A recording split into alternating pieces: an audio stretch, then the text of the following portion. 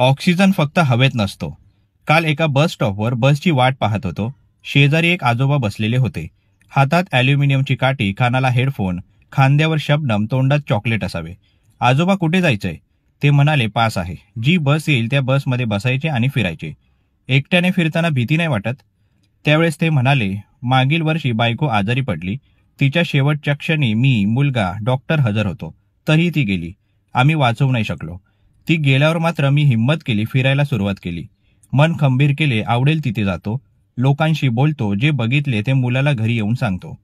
सोबत आधार कार्ड, डॉक्टरांचा mobile number, मुलाचा मोबाईल नंबर, मेडिक्लेम पॉलिसी, औषधे आणि मोजके पैसे ठेवतो आणि फिरतो.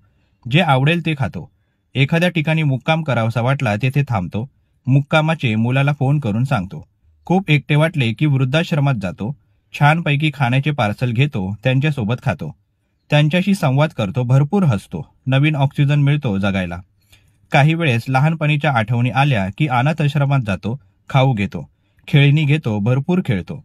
त्यामुळे घरच्यांनाही मी जड वाटत नाही, त्यामुळे ते कंटाळत नाही आणि मी पण आनंदात राहतो. तेवढ्यात एक बस आली, त्यात ते चढले. खिडकीतून त्यांनी बाय केले. मोबाईल नंबर घ्यायचा राहिला पण. जाता जाता मला ऑक्सिजन देऊन गेले.